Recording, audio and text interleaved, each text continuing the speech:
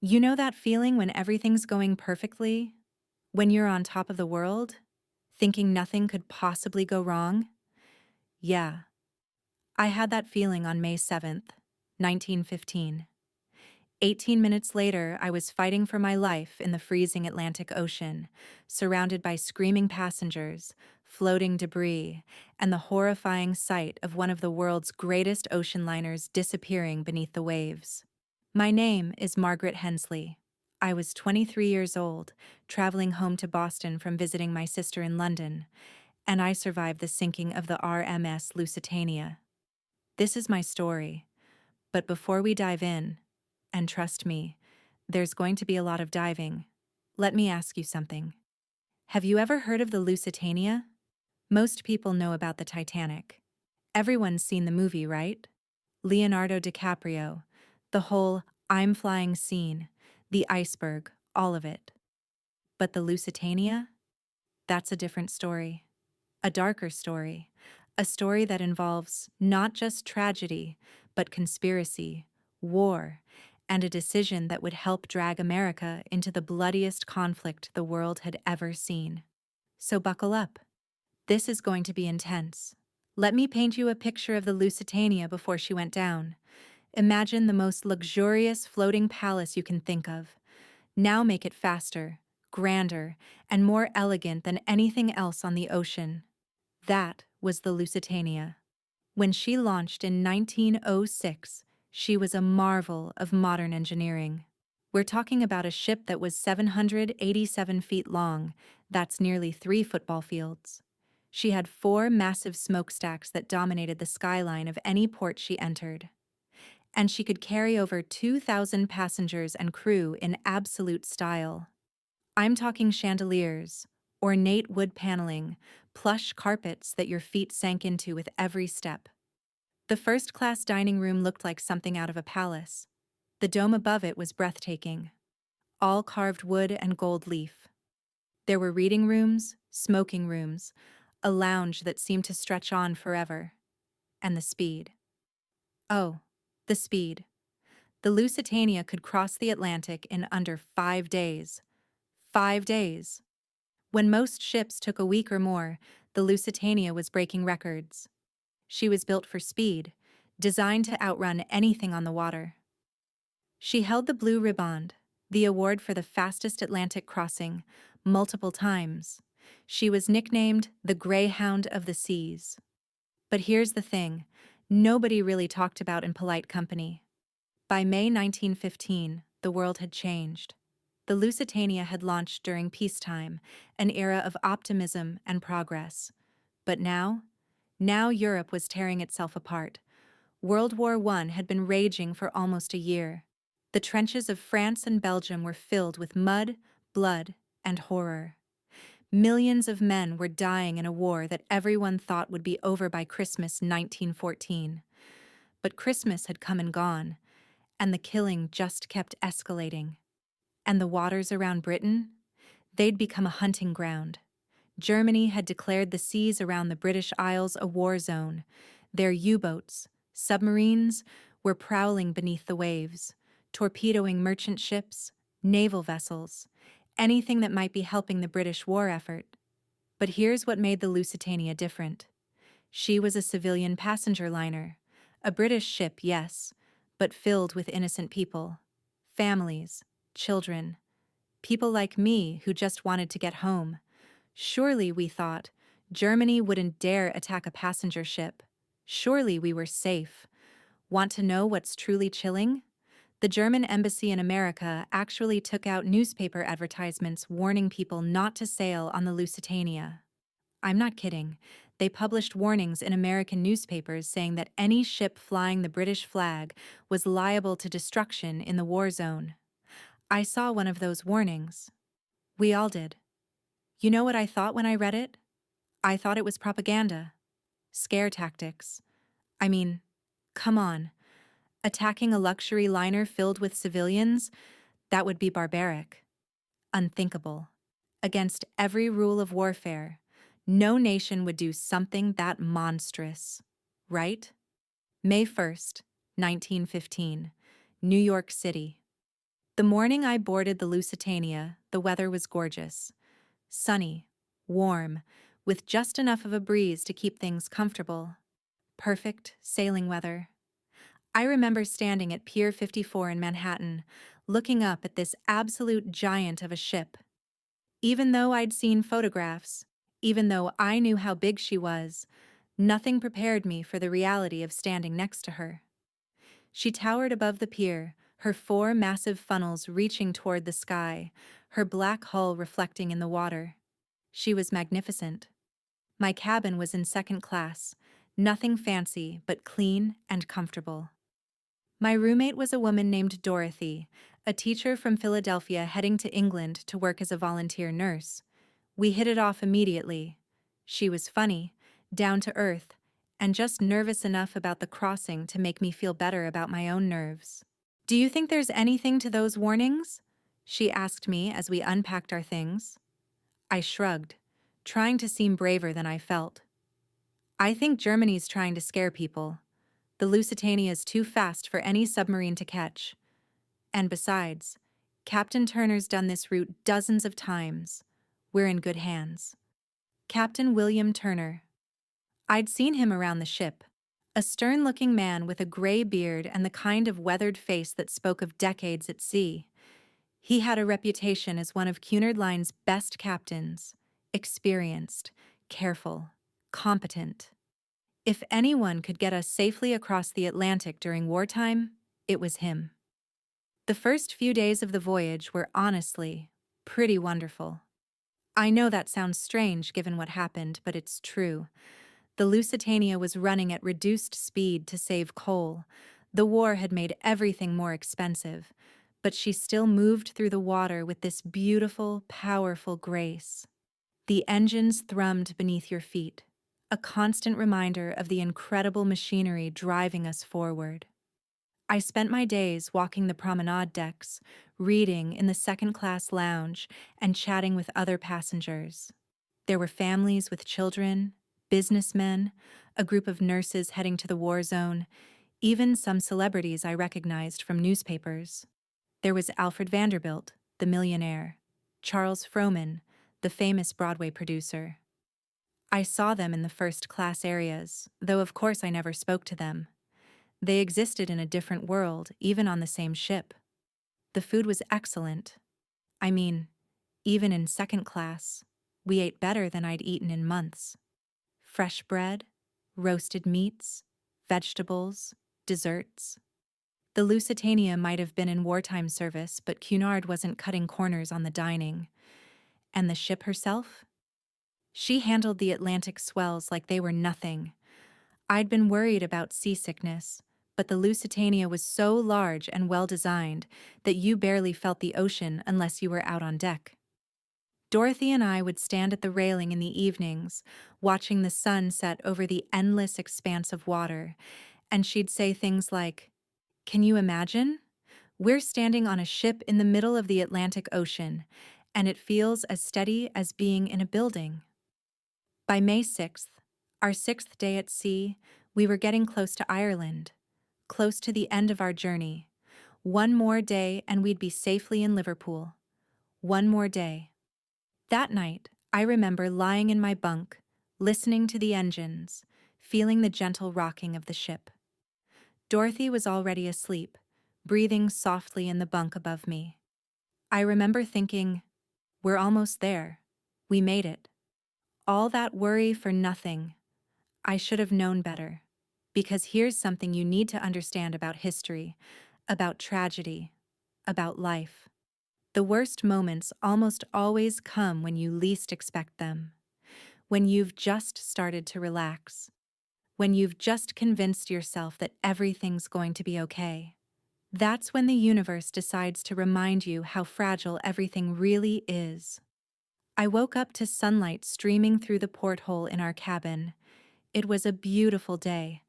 I mean, absolutely gorgeous. Clear skies, calm seas, perfect visibility. The kind of day that makes you happy to be alive. Dorothy was already up, getting dressed. "Morning, sleepyhead," she said with a grin. "We're close to Ireland. I heard some people saying you can almost see land. I got dressed quickly, a simple day dress, nothing fancy, and we headed up to the deck for breakfast. The dining room was buzzing with excitement.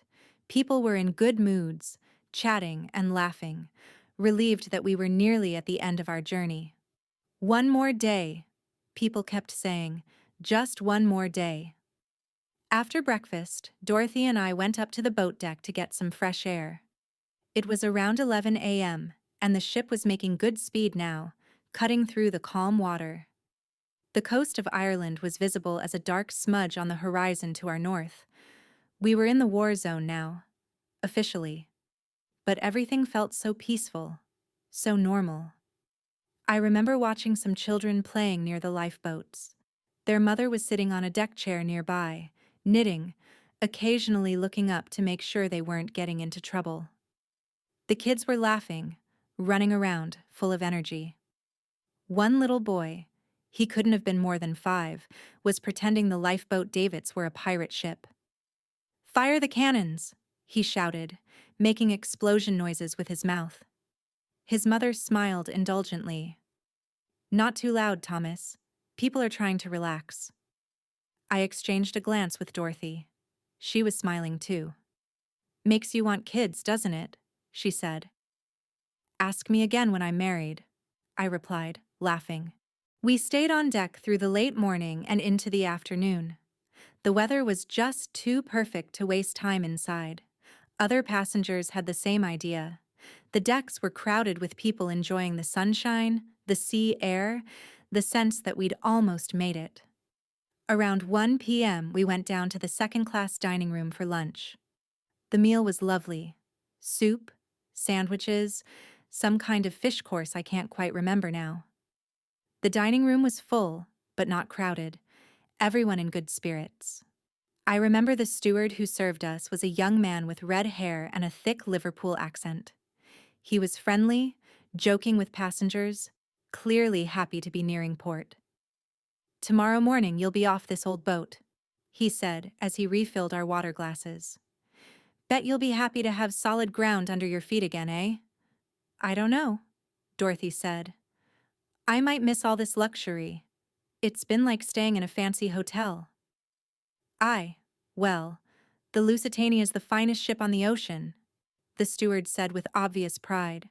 "Fast, too. Nothing can catch her. Nothing can catch her." Those words would haunt me later. We finished lunch around 1:45 p.m. and decided to go back up on deck. The afternoon was warm, the sun was shining, and neither of us wanted to miss a moment of it.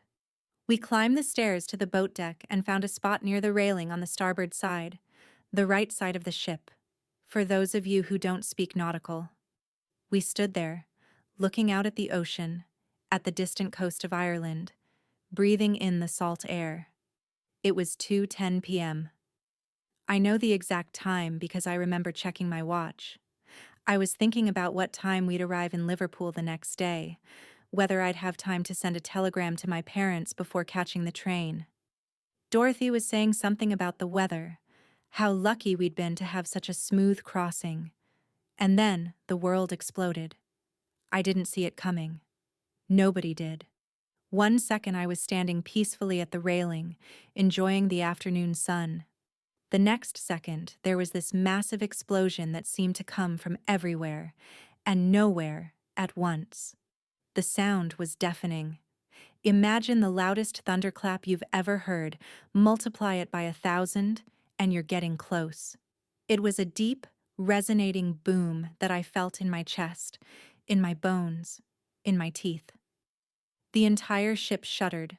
The deck beneath my feet jumped. Actually jumped, like the Lusitania had run into a wall. I grabbed the railing to keep from falling. Dorothy grabbed my arm. We stared at each other, eyes wide, not understanding what had just happened. And then came the second explosion. This one was even bigger than the first. The ship lurched violently to starboard, toward the ocean, and I heard the most terrifying sound. The screech and groan of metal being torn apart deep in the ship's hull. Smoke and debris erupted from somewhere forward of where we were standing. Pieces of wood, metal, God knows what else, went flying through the air. A massive column of water shot up from the ocean, higher than the ship itself, then came crashing down on the forward decks. People started screaming. "We've been hit!" Someone shouted. "Torpedo! We've been torpedoed!" My mind couldn't process it. Torpedoed? That couldn't be right. We were a passenger ship, a civilian vessel. This had to be some kind of accident, a boiler explosion, anything but... But then I saw it. Maybe 300 yards off our starboard side, barely visible against the water, was a periscope. Just a small stick poking up from the ocean, leaving a tiny wake as it moved. A submarine. A German U-boat. They'd actually done it. They'd torpedoed a passenger liner. The deck was already tilting. I could feel it. This slow, awful leaning toward the starboard side. The Lusitania was listing, tilting to the right, and as I watched, the angle got steeper. "We need to get to the lifeboats," Dorothy said, her voice high and tight with fear. "Margaret, we need to move now." She was right. I knew she was right. But I felt frozen, paralyzed, my brain refusing to accept what was happening. All around us, people were panicking, running, shouting, crying. A man in a suit pushed past me, nearly knocking me over. A woman stood near the wall, screaming her husband's name over and over. The children I'd seen playing earlier were crying, their mother trying to gather them close while also looking around desperately for help. The ship groaned again, a sound like a dying animal. We were listing more steeply now. Walking normally was becoming difficult. You had to lean uphill to compensate for the angle. "The lifeboats!" Dorothy shouted again, pulling on my arm. "Come on!" That broke through my paralysis. I started moving. We fought our way through the crowd toward the nearest lifeboat station. It was chaos. Complete and utter chaos. People were pushing, shoving, desperate to get to the boats. I saw crew members trying to organize the evacuation, but there were so few of them, and so many passengers. Here's something that movies never get right about disasters. They're messy. They're confusing. There's no clear narrative, no obvious hero telling everyone what to do. It's just noise and fear and everyone trying to survive. A crew member, I think he was one of the junior officers, was shouting orders near Lifeboat 13. "Women and children first. Please stay calm. Women and children first." But nobody was calm. How could we be? The ship was sinking beneath our feet. I looked back the way we'd come and saw something that made my blood run cold. Water was already washing across the forward well deck, the lower deck near the front of the ship. The bow was going down fast, and the ship was still moving forward. Even damaged, even sinking, the Lusitania's engines were still driving her through the water. That might not seem important, but it was crucial. A moving ship can't safely launch lifeboats. The boats will smash against the hull or be left behind. You need to stop the engines first. But the engines weren't stopping. Later, I learned why. The torpedo had damaged the ship's electrical systems. Captain Turner had tried to stop the engines, but the signal wasn't getting through. The engine room crew, deep in the ship, didn't know they needed to stop. They were just doing their jobs, keeping the engines running. And with every second the ship kept moving, launching the lifeboats became more dangerous. Dorothy and I reached Lifeboat 13. The crew was trying to load it, but the ship's list was making everything nearly impossible. The davits, the mechanical arms that lower the lifeboats, were designed to work when the ship is level. But the Lusitania was listing at what must have been 15 or 20 degrees now, and getting steeper. The lifeboats on the port side, the left side, the high side, were swinging inward, away from the railing. To get to them, you'd have to jump across a gap. And they were nearly impossible to lower because they kept banging against the ship's side. The starboard lifeboats, our side, the low side, were swinging outward, away from the ship. Some were almost impossible to reach because they were dangling so far out over the water. "Get in! Get in!" the crew member was shouting, helping women and children climb into lifeboat 13. I started to climb in, but Dorothy hesitated. "There are too many people," she said. "It's going to be overloaded." She was right. The lifeboat was already packed with people, way more than it was designed to carry. But what choice did we have? "Better overloaded than staying on the ship," I said, grabbing her hand and pulling her toward the boat. We climbed in, squeezing into a tiny space between a woman holding a baby and an elderly man who looked absolutely terrified.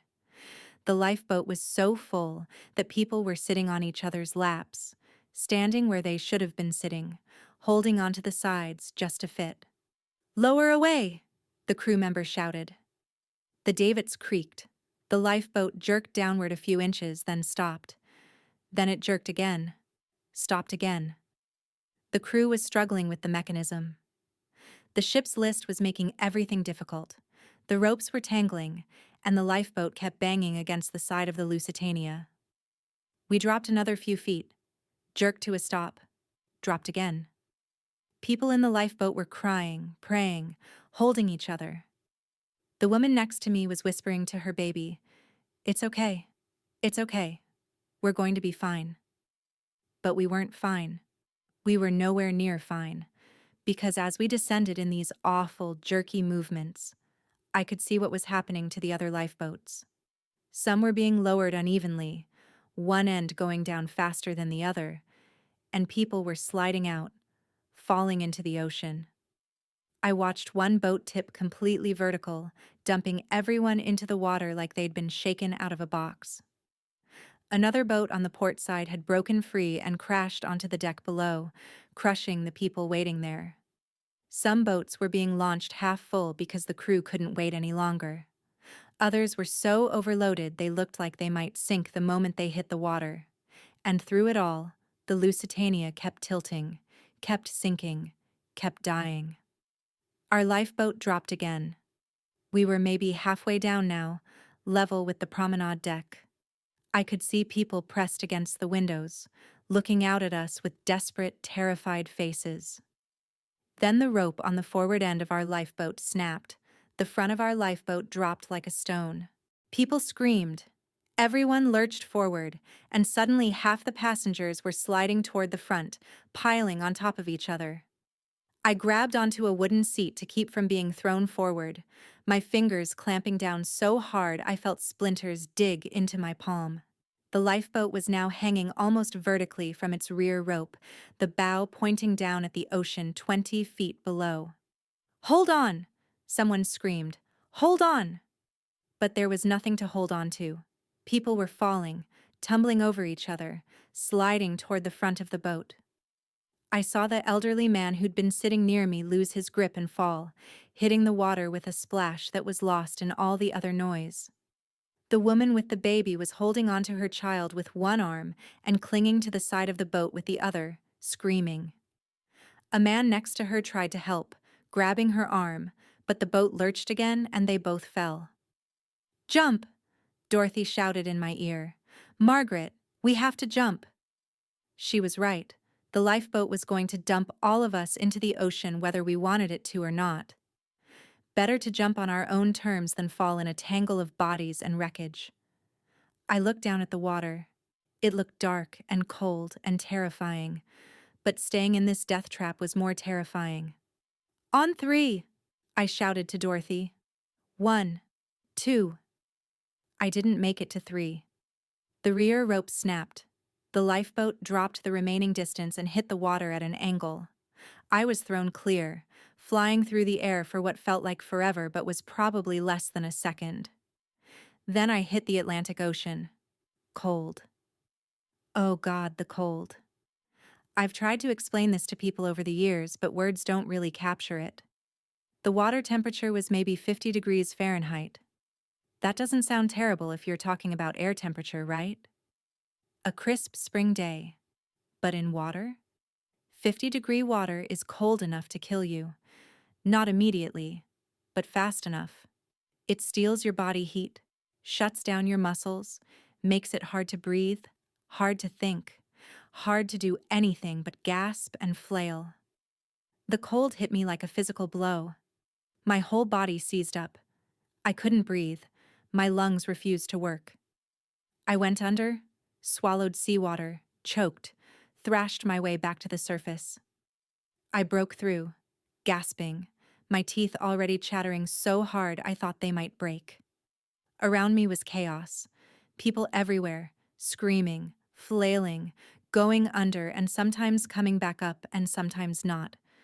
Wreckage from the lifeboats, deck chairs, chunks of wood, bodies. Oh God, the bodies. I can't talk about that.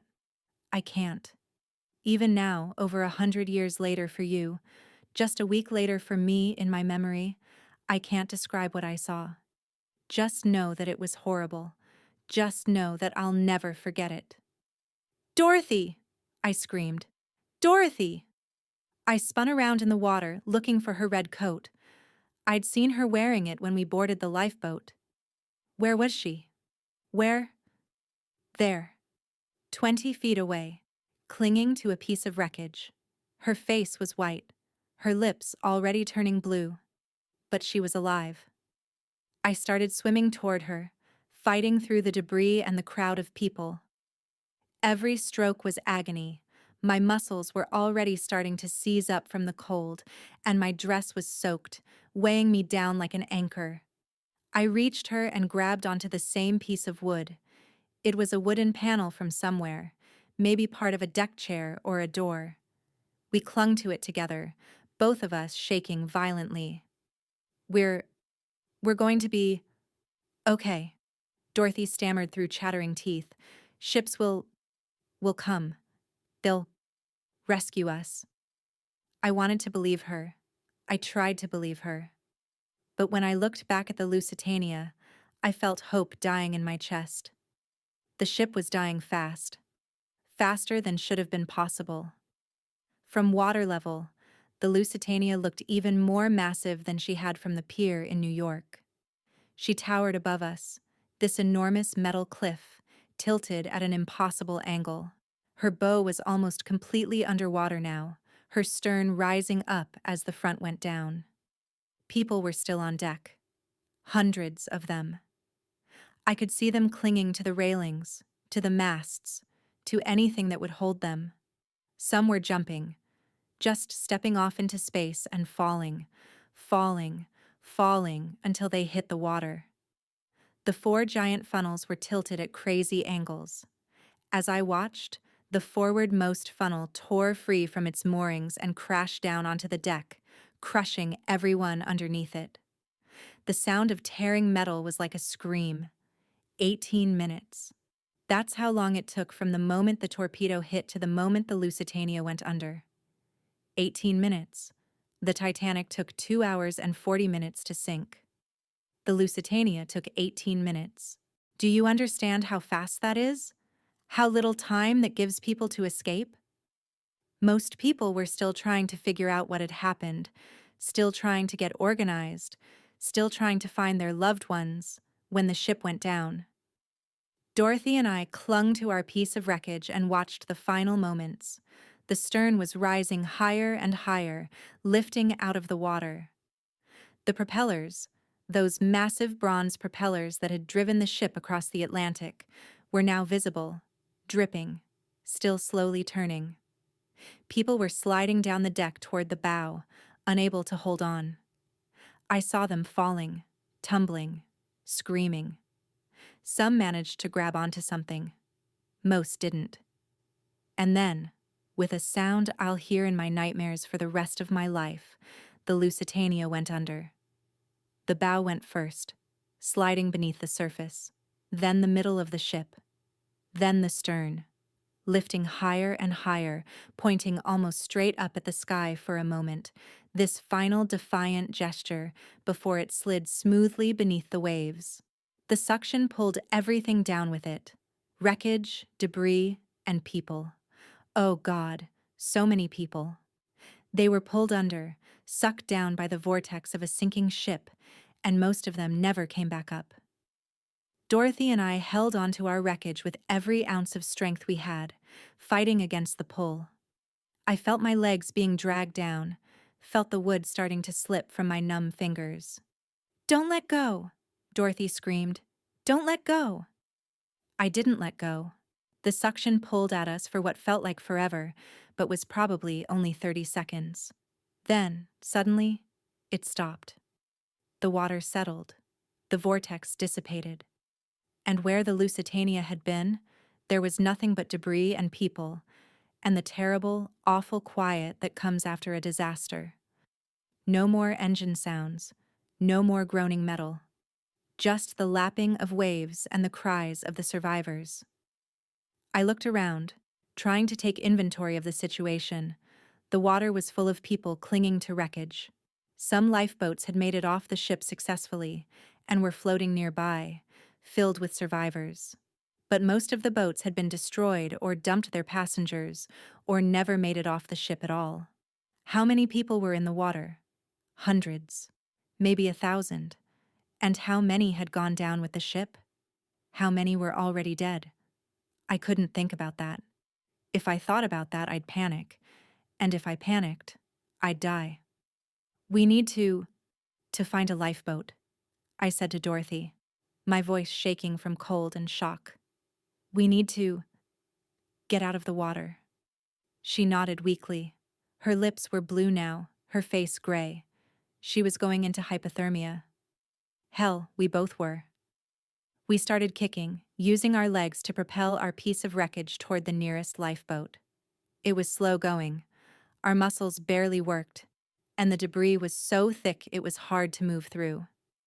Around us, people were doing the same thing.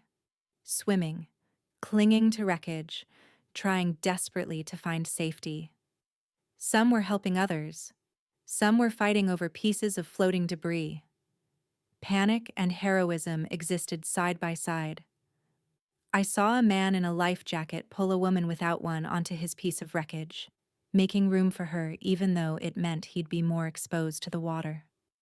I saw another man push a woman away from a floating door, taking it for himself. I saw a crew member in a lifeboat pulling people from the water, refusing to stop even when others said the boat was full. I saw another crew member rowing away from the survivors, ignoring the screams for help. Disaster brings out the best and worst in people. Dorothy and I made it to a lifeboat after what felt like an eternity, but was probably only 10 minutes. It was already crowded. Maybe 40 people in a boat designed for 65, but they pulled us in anyway. I collapsed in the bottom of the boat, shaking so hard my whole body was vibrating. Someone, I never saw who, wrapped a blanket around me. It was wet, but it was better than nothing. Dorothy was next to me, curled into a ball, her eyes closed, her breathing shallow. "Stay awake," I told her, grabbing her hand. "Dorothy, you have to stay awake. Don't fall asleep." She opened her eyes and looked at me. "I'm so cold," she whispered. I know. But help is coming. Ships will come. We just have to hold on." I had no idea if that was true, but I had to believe it. What else could I do? We floated in that lifeboat for hours. The sun that had been so bright and warm earlier in the day was starting to sink toward the horizon. The temperature was dropping, and we were all soaking wet, shivering, many of us going into hypothermia. The scene around us was like something out of Dante's Inferno. Lifeboats scattered across the water, some rowing aimlessly, some stationary. Hundreds of bodies floating among the debris. People still in the water, clinging to wreckage, calling for help that might never come. Some of the lifeboats were trying to rescue people still in the water. Others were rowing away, afraid of being swamped by desperate swimmers. I can't judge those who rowed away. I don't know what I would have done in their position. Our boat was one of the ones trying to help. The crew member in charge, a stoker from the engine room who'd somehow made it off the ship, was organizing rescue efforts. "Anyone who can row, grab an oar," he ordered. "We're going to pull as many people as we can out of the water." Several men grabbed oars and started rowing toward clusters of survivors. We'd pull someone in, wrap them in whatever dry clothing we could spare, then move to the next person. But there were too many. God, there were too many. And some of them didn't make it. We'd row to someone, reach out to pull them in, and they'd just let go. Just slip under the water. Too cold, too tired, too traumatized to hold on any longer. I watched a woman in a life jacket. She'd been holding onto a deck chair. Just stop struggling. She looked at us coming toward her, and I saw her face change. Saw her decide to stop fighting. And then she went under. We got to where she'd been in less than a minute, but she was gone. Dorothy was in bad shape.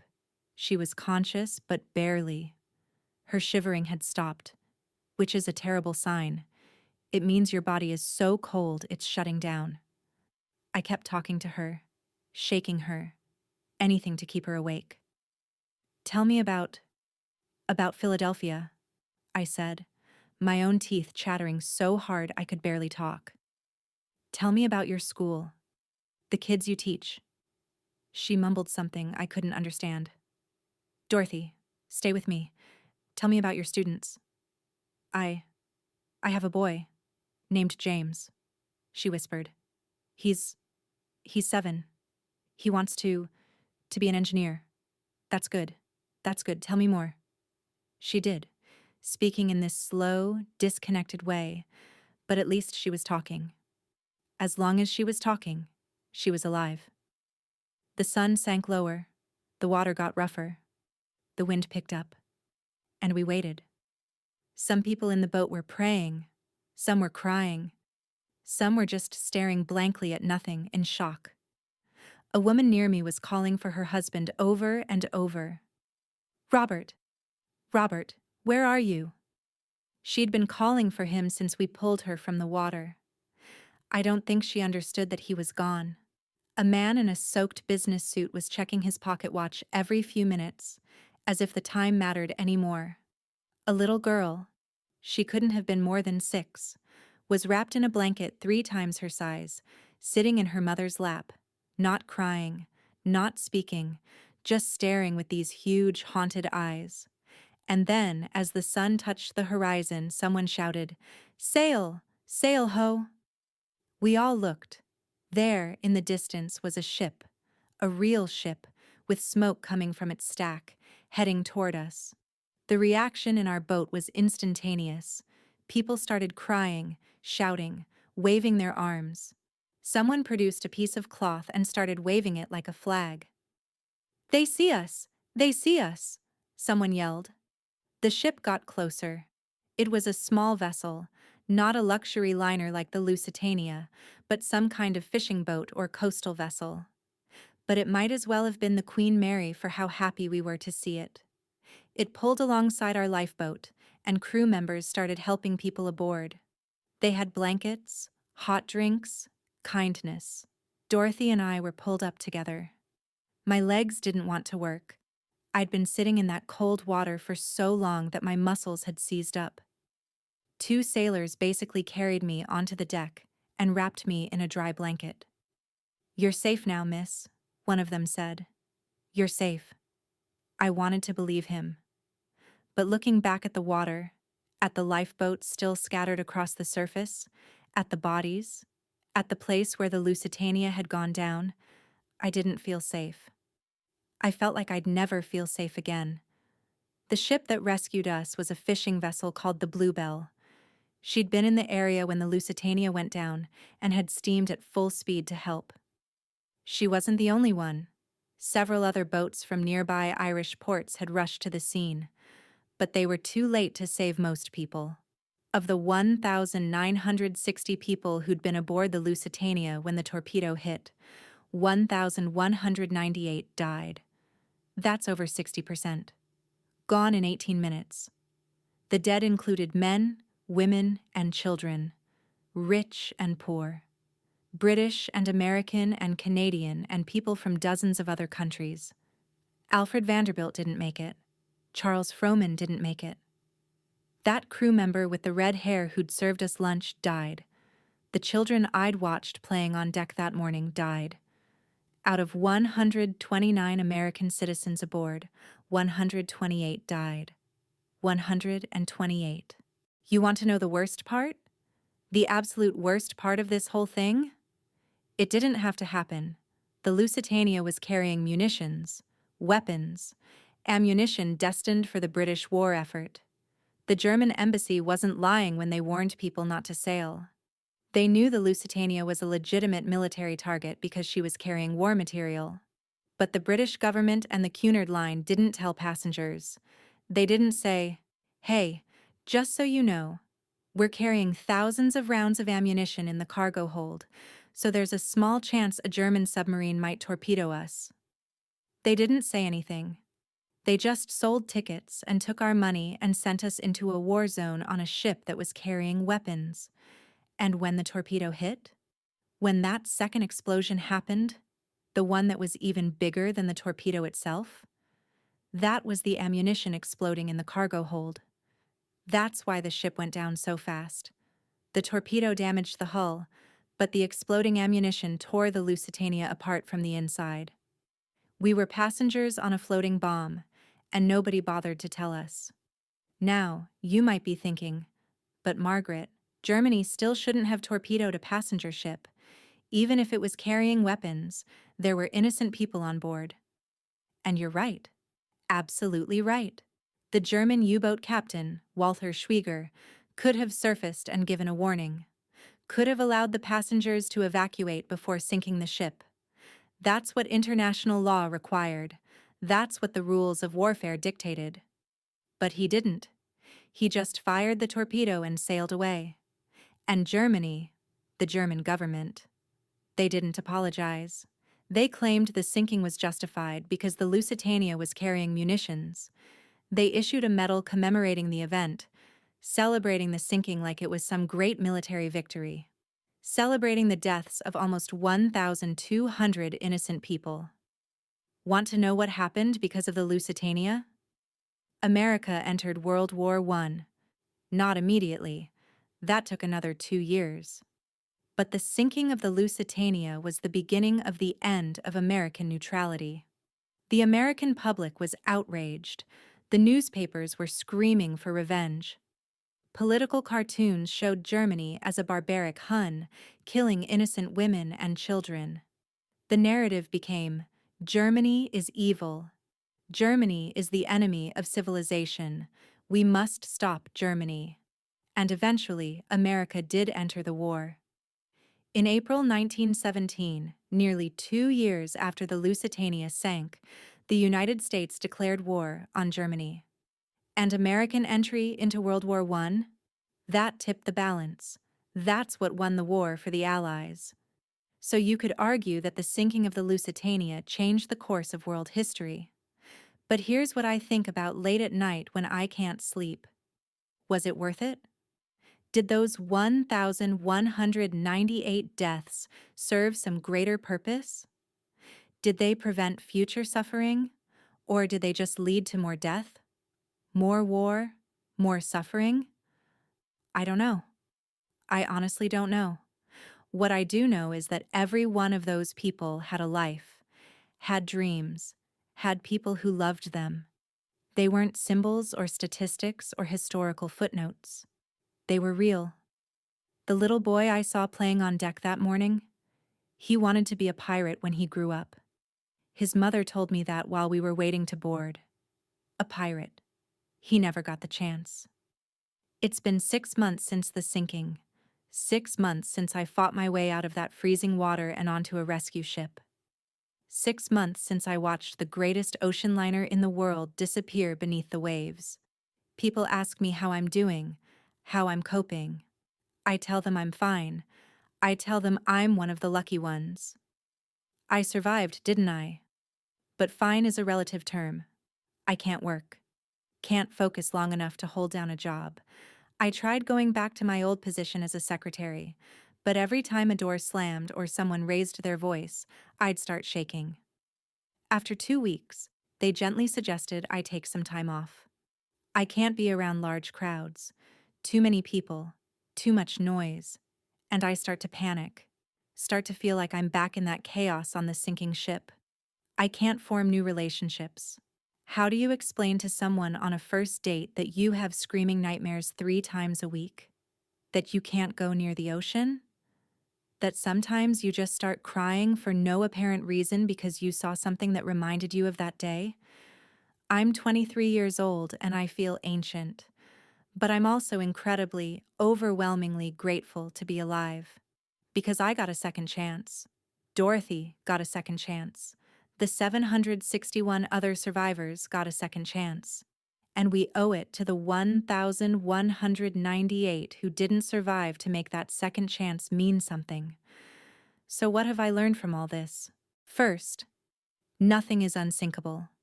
Nothing is perfectly safe. The Lusitania was supposed to be too fast for submarines.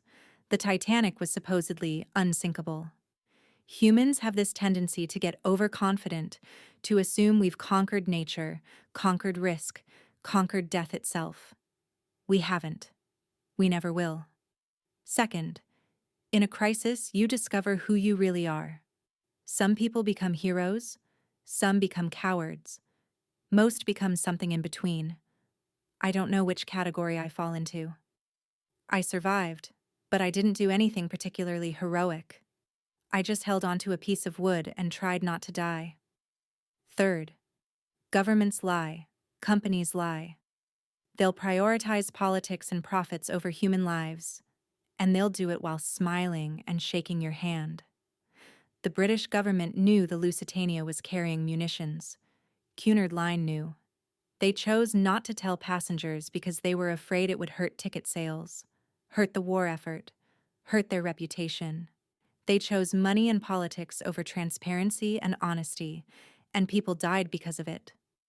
Fourth, war is hell. I know that's not an original observation, but until you've seen what war actually does, until you've watched innocent people die because of political decisions made by men in suits hundreds of miles away, you don't really understand it. World War I killed millions. Millions. The Lusitania was just one small tragedy in a much larger catastrophe. But it was my tragedy. It's the one I carry with me. And finally, life is precious and fragile and can be taken away in an instant. That morning of May 7th, 1915, I woke up thinking about what I'd have for breakfast, about seeing my family when we reached Liverpool, about all the normal, mundane things that make up a life. I had no idea that 18 minutes of chaos would define the rest of my existence. You never know. That's the lesson. You never know when everything is going to change. So love the people you love. Take the chances you want to take. Don't wait for the perfect moment because the perfect moment might never come. Live. Just live. You might be wondering why I'm telling you this story, why I'm dredging up these painful memories, reliving the worst day of my life. There are a few reasons. First, because people are already starting to forget. 6 months after the sinking, and the newspapers have moved on to other stories. The initial outrage has faded. People are more concerned with the ongoing war, with their daily lives, with the price of bread and the weather. The Lusitania is becoming history, becoming a footnote. And I can't let that happen. I can't let those 1,198 deaths be forgotten. They deserve to be remembered. They deserve to have their stories told. Second, because I think there are lessons in this tragedy that people need to hear. About the cost of war. About the lies governments tell. About the fragility of life. If telling my story can help even one person understand those lessons, then it's worth reliving the pain. Third, because talking about it helps. My doctor, a very patient man who's been helping me work through my trauma, says that sharing your experiences can be therapeutic, that keeping everything bottled up inside will only make it worse. I don't know if he's right, but I'm willing to try anything. And finally, because I need people to understand, This could happen again. The war is still going on. Ships are still being sunk. People are still dying. And the same attitudes that led to the Lusitania disaster, the arrogance, the lies, the belief that civilian casualties are acceptable in pursuit of military goals, those attitudes still exist.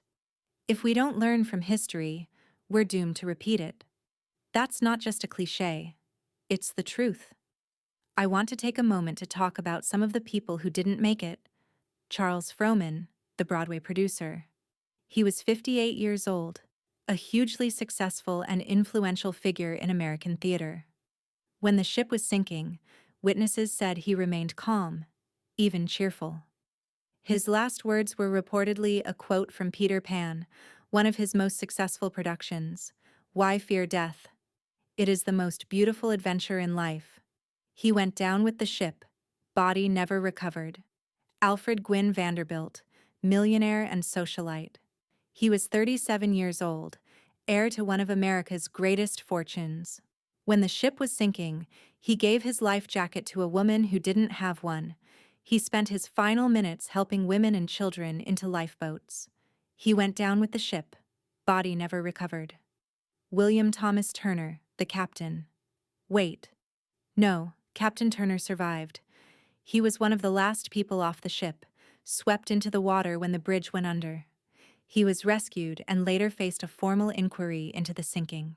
The inquiry cleared him of any wrongdoing, but he never fully recovered from the guilt of losing his ship and so many passengers. He continued to serve at sea but reportedly had nightmares about the Lusitania for the rest of his life. I think about him sometimes, how he must feel, the weight he must carry. Marie DePage, a Belgian nurse who'd been in America fundraising for a hospital in Belgium. She was traveling back to continue her humanitarian work. She died in the sinking, one of hundreds of women who didn't make it. The Crompton family, Paul, 6 years old. Catherine, 3 years old. Allison, 2 years old. Stephen, 5 months old. All 4 children died. Their mother, Margaret, survived and had to live with the knowledge that she'd lost all 4 of her children in a single day. I can't even imagine that pain. And so many others. Businessmen and teachers and nurses and students and crew members and people whose names I never knew but whose faces I saw in the water. They all had lives. They all mattered. I need you to know that. I need the world to know that. So what happens now? Where do we go from here? For me personally, I don't know. I'm trying to rebuild my life, trying to find some sense of normalcy. Dorothy and I stay in touch. We write letters, support each other as best we can. We're bonded in a way that's hard to explain to anyone who wasn't there. We're survivors. And that means something, even if I'm not always sure what. I'm thinking about writing a book about my experiences. My doctor thinks it might help with the healing process. And maybe, just maybe, it could help prevent future tragedies by making people understand the true cost of war. For the world, the war continues. The death continues. And I fear it's going to get much worse before it gets better. The sinking of the Lusitania was a turning point, but not the end. There will be more disasters, more tragedies, more innocent people caught in the crossfire of political and military decisions. Unless we change. Unless we learn. Unless we decide that human life is worth more than political goals and military victories.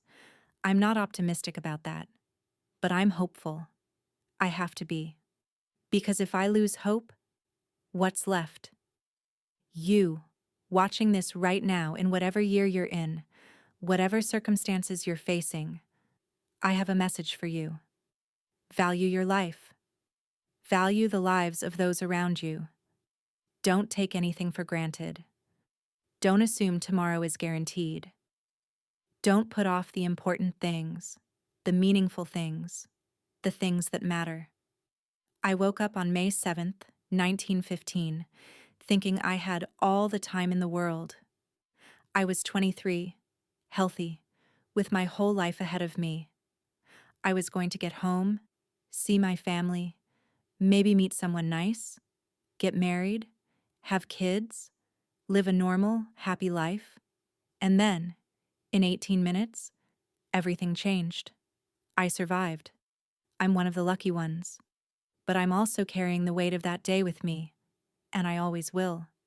You don't have to experience a disaster to understand that life is precious. You don't have to lose everything to appreciate what you have. Learn from my story. Learn from the Lusitania. Learn from the 1,198 people who died. Don't waste your time on Earth. Don't take the people you love for granted. Don't assume safety where there is none.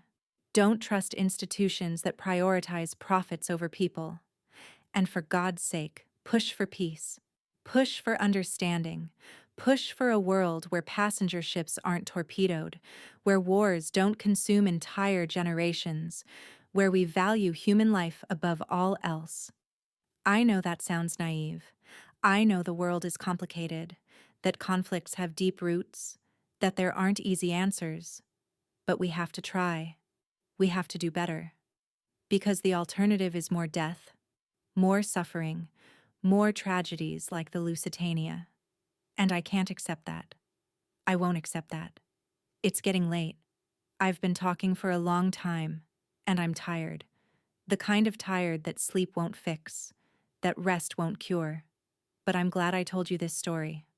I'm glad you listened. The Lusitania sank on May 7, 1915, at 2:28 p.m., approximately 11 miles off the old head of Kinsale, Ireland. She was struck by a single torpedo from the German U-boat U-20, commanded by Kapitänleutnant Walter Schwieger. Of the 1,960 people aboard, 1,198 died and 761 survived. The ship now rests on the ocean floor, about 300 feet down, slowly being reclaimed by the sea. Divers occasionally visit the wreck, though it's dangerous and deteriorating. I've never gone to see it. I never will. But I think about it often. About the magnificent ship that once was, about the lives that ended there, about the moment when everything changed. The Lusitania was supposed to be a symbol of progress, of human achievement, of our ability to master the ocean and connect the world. And for a while, she was exactly that. But in the end, she became a symbol of something else. The fragility of life, the cost of war, the terrible things that happen when we prioritize politics and profit over human lives. I survived the sinking of the Lusitania. I made it through 18 minutes of hell and lived to tell the tale. But in some ways, I'm still in that freezing water, still clinging to that piece of wreckage, still watching the ship go down. And I think a part of me always will be. Thank you for listening to my story. Thank you for remembering the Lusitania and the people who died that day. They deserve to be remembered. We all do. If this story affected you, if it made you think, or feel, or understand something you didn't before, I have a few requests. First, like this video and subscribe to the channel. I know that sounds crass after such a heavy story, but it helps these historical accounts reach more people, and the more people who learn about the Lusitania, the better. Second, share this video with someone, a friend, a family member, a teacher. These stories matter. These lessons matter. Help spread them. Third, leave a comment below. Tell me what you thought. Share your own stories if you have them. Let's build a community of people who care about history, who want to learn from the past, who believe in the value of human life. Fourth, do some research on your own. Look up the Lusitania. Read about World War I. Learn about the other maritime disasters of that era. The more you know, the better equipped you are to understand our world and work toward a better future. And finally, live. Really live. Don't wait. Don't put things off. Don't assume tomorrow is guaranteed, because it's not. I learned that lesson in the worst possible way. You don't have to. Take care of yourselves. Value your lives. Remember the Lusitania. And never forget that every single person, every single life matters. Thank you.